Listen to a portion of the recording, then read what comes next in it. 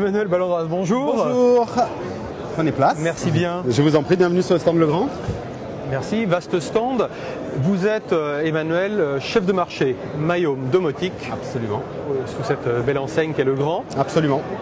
Pourriez-vous nous faire un petit tour d'horizon sur l'activité de Legrand, ses activités? Bien sûr, alors Legrand, comme on le sait, c'est le leader mondial de l'appareillage électrique et numérique dans le monde. Et plus particulièrement, je suis effectivement ici pour vous parler de la domotique Mayome, qui est un protocole domotique qui existe depuis une grosse dizaine d'années maintenant dans le monde, qui est riche de 100 000 installations dans le monde et qui a été, il y a environ 5 ans de ça, lancé en France sous les marques Arnould et Betticino et qui depuis un peu plus de 2 ans maintenant est également porté par les marques Legrand et plus particulièrement sa marque d'appareillage Celian.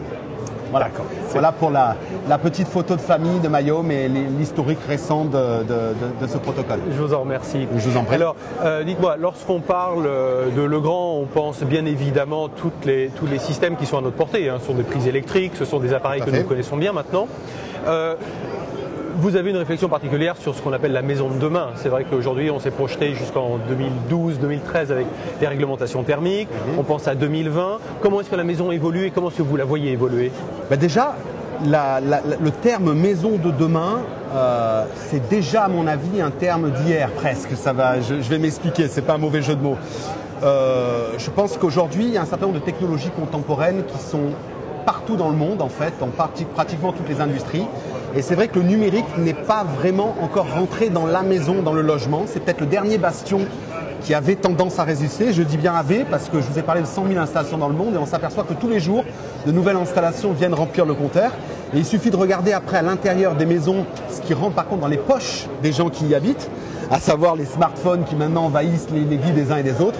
On s'aperçoit que le numérique est maintenant devenu le langage commun à tout le monde et que quoi de plus normal quelque part que de prévoir pour sa maison ou son logement une infrastructure électrique et numérique qui permette également de communiquer avec ces petites bêtes qu'on a tous dans nos poches, en même temps que permettent les évolutions avec les technologies qu'on connaît et encore plus intéressant les technologies qu'on ne connaît pas encore. Et c'est en ça que prévoir un câblage intelligent de la maison d'aujourd'hui avec une technologie tout ce qu'il y a de plus contemporaine me paraît extrêmement importante et j'invite les installateurs électriciens à en faire la promotion avec nous. Alors c'est très clair ce que vous venez de dire parce que c'est d'autant que nous avons parcouru ce salon depuis une bonne demi-journée. On a vu beaucoup d'appareils mobiles, de terminaux, de tablettes. Apple et d'autres marques. Ouais, c'est vrai. On se rend compte que c'est à la fois chez le particulier l'objet le plus présent et le plus naturel pour piloter, mais aussi chez l'artisan, chez l'installateur, pour monitorer, pour suivre ses chantiers, pour suivre ses projets. Quelle est la différence fondamentale que vous avez vis-à-vis de l'existant chez vos concurrents, confrères, dans ces usages numériques? Alors on a voulu un système, Stéphane, fondamentalement humain et à double titre. Humain pour l'installateur, qui est notre ADN, notre client principal, comme vous le savez bien, et ce de manière tout à fait ancestrale. Et ce qu'on a voulu donc, c'est un système qui soit voisin de sa manière de câbler. On n'est pas en train de parler d'un système pour NASA et pour ingénieurs de la NASA. On est bel et bien en train de parler d'un système pour installateur électricien. Et l'installateur électricien, la première chose qu'il reconnaît, c'est un câble, un bus, qui n'est jamais autre chose, c'est un câble, et qui donc il manipule et qui câble de manière extrêmement voisine que ce qu'il fait aujourd'hui. Donc on a voulu ce côté humain dans un premier temps. Et dans un deuxième temps, on a voulu quelque chose d'extrêmement humain pour monsieur et madame Martin, si vous me permettez de l'appeler l'utilisateur final comme ça, qui dans sa maison pourra de manière extrêmement conviviale piloter sa domotique à travers ce qu'elle connaît de mieux depuis plus de 100 ans, qui est l'interrupteur. L'interrupteur fait partie de son quotidien et tout est fait, toutes les fonctions sont intégrées, aussi bien esthétiquement que fonctionnellement, sous le look, si vous me permettez ce petit terme anglo-saxon, d'un interrupteur, tout ce qu'il y a de plus basique. Bon, alors parlons justement des produits.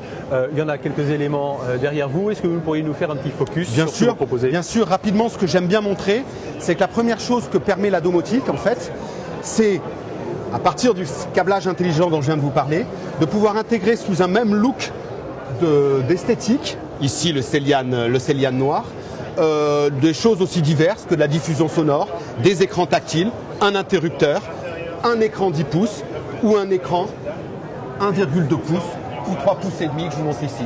De même, un clavier d'alarme ou aidez-moi, ou une enceinte, exactement, pour la diffusion sonore, ou bien une caméra qui fait partie du système d'intrusion, ont tous, ou un interscénario, ont tous, si vous regardez, le même look et ça permet une intégration esthétique importante. Fini les verrues de la grosse alarme qu'on vient de poser sur l'installation et c'est ça que c'est intéressant. L'autre chose qui est particulièrement intéressante sur laquelle j'aime bien communiquer, c'est le côté évolutif de mon installation. J'ai un système bus, rien ne vous oblige, Stéphane, à tout prévoir tout de suite. La moyenne d'intervention dans une installation électrique aujourd'hui, c'est toutes les 35 années.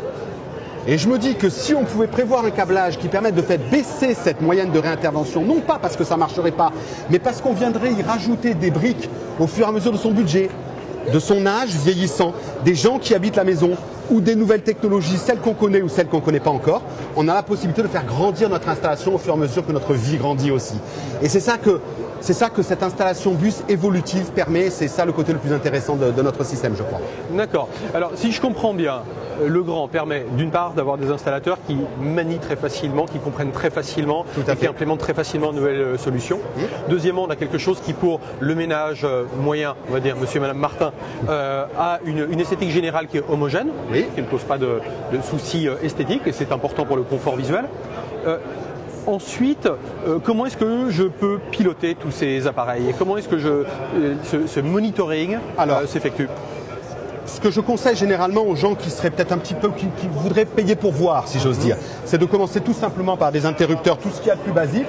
Parfois, les installateurs électriciens font des installations bus sans même le dire à leur client final et en terminant simplement, laissant la carte de visite en disant votre système est prêt à évoluer, rappelez-moi si vous voulez une diffusion sonore, etc., etc. Donc en fait, vous avez ici des interscénarios, des interrupteurs qui permettent de faire varier la lumière et qui sont des produits, tout ce qu'il y a de plus traditionnel, l'interrupteur tel qu'il existait déjà il y a 100 ans, sauf qu'il est intelligent et il peut demain avoir une fonction différente. Celui-là, par exemple, peut être en lieu et place, remplacé en lieu et place par un écran tactile 3,5 pouces qui va permettre, dans son intérieur-là, de réunir, de concentrer, de centraliser toutes les fonctions et de les piloter toutes à travers un point spécial.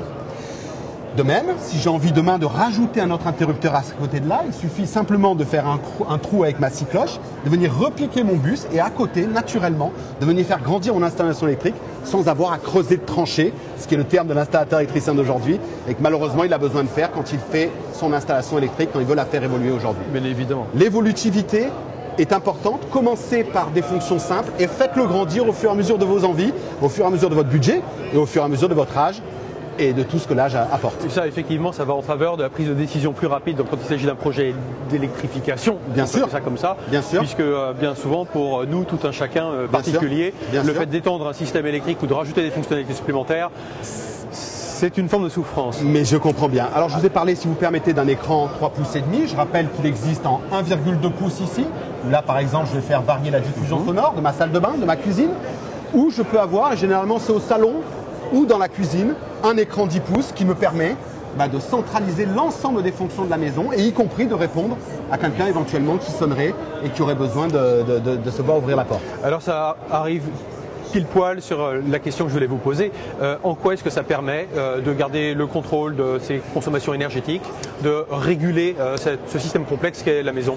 Alors, on est vraiment dans un thème complètement sociétal aujourd'hui qui veut que tout le monde puisse contrôler et la loi également est là pour le rappeler qu'il faille afficher les consommations de la maison. Alors on a pensé un système très simple. Le bus peut, comme vous le savez, colporter de nombreuses informations, y compris à partir de l'armoire électrique, les consommations d'eau, d'électricité et de gaz. Et on peut les centraliser sur ce petit écran tactile. Il va me montrer par système de graphes, avec la possibilité de regarder combien je consomme pendant l'année par rapport à l'année dernière, combien j'ai fait aujourd'hui par rapport à hier, etc., etc. Et ce qu'on a pensé en fait dans le système de la consommation d'énergie aujourd'hui, de son contrôle, c'est qu'on ne peut pas progresser si on n'est pas capable déjà de mesurer au quotidien. Et ce que la domotique permet, c'est de mettre ce que j'appelle une trace dans le sable qui permet de dire, le chef de famille ou même un enfant qui serait un petit peu curieux sur le sujet, aujourd'hui nous sommes là, essayons ensemble de changer nos comportements humains pour que demain nous soyons là et qu'on puisse en plus de manière ludique le mesurer en regardant ah bah tiens toi tu as consommé un peu trop aujourd'hui ou oh, hier je vois que tu étais dans la salle de bain et que tu as pris un bain qui a duré un peu trop longtemps. Ça peut devenir un jeu et ça permet quand même de faire baisser la facture et à la famille de s'amuser en même temps avec quelque chose de quand même très convivial. Alors, j'ai envie de vous poser une question qu'on se pose tous un peu lorsqu'on utilise un Facebook ou un Google. Vous savez que c'est dans l'actualité, que l'Union européenne propose un texte prochainement sur l'utilisation des données personnelles. Donc, c'est une question que je vais poser à la place de ceux qui nous écoutent. Comment se passent les échanges de données entre ce qui se passe dans la maison et ceux qui sont autour de la maison? Comment est-ce que vous garantissez une sécurité d'abord de ces données et une confidentialité de ces données? C'est tout à fait, c'est une très bonne question. Alors, tout le système, en l'occurrence, qui est ici, appartient à monsieur et madame Martin, auquel l'installateur remet les clés de la maison de manière tout à fait codifiée et fermée, avec la possibilité bien entendu pour le couple habitant de changer tous les codes de manière à ce que l'installateur électricien n'y ait pas accès. Pour autant, on s'aperçoit parfois que la famille décide quand même que l'installateur électricien puisse avoir accès pour X ou Y raisons qui font que des fois les gens s'entendent suffisamment bien. Mais le système est parfaitement bloquable et permet à chacun d'être parfaitement indépendant chez soi. Vous ne pourrez pas vous voir demain espionner si vous ne le souhaitez pas. Vous avez la possibilité de condamner votre système à tout moment. D'accord, ça c'est très clair. Bon, quelles sont les bonnes nouvelles dans ces perspectives-là? Il y a une promesse d'un taux d'équipement qui va aller en s'accroissant, parce que toutes les maisons ne sont pas aujourd'hui équipées, loin de là. Qu'est-ce qu'il y a d'autre dans votre futur à 2 ans, à 5 ans? Alors, écoutez, il y a des bonnes nouvelles que vous voyez. Il y a des choses qu'on sait et il y a des choses qu'on ne sait pas. La chose qu'on sait, c'est que toutes les grandes innovations technologiques qui vont arriver dans les quelques dizaines d'années à venir, et je ne prends pas beaucoup de risques quand même, seront des inventions numériques. C'est à peu près sûr. Donc ce que je dis à tout le monde, encore une fois, et j'y reviens, c'est prévoyez un câblage, partez de simple, et de là, choisissez les fonctions qui vous intéressent aujourd'hui, et vous pourrez en plus faire grandir votre installation avec les bonnes nouvelles dont vous parlez et qui arrivent bientôt. L'affichage des consommations est déjà là, le pilotage à distance par iPhone, iPad est déjà là. Demain, encore tout un tas de nouveautés à venir. Pour le moment, un certain nombre de choses que je dois encore garder pour moi. Et un certain nombre de choses qui sont à venir et dont j'ai même pas idée aujourd'hui, et beaucoup de chercheurs dans le groupe Legrand non plus d'ailleurs. Ça c'est une bonne nouvelle, c'est qu'il y a encore un avenir. Et c'est la beauté des choses. Emmanuel, je vous remercie pour cet exposé parfaitement clair et extrêmement stimulant de votre participation à ce marché-là. Merci. À bientôt. Je vous remercie, à bientôt. Excellent salon. Au revoir. Au revoir. Au revoir messieurs. Au revoir.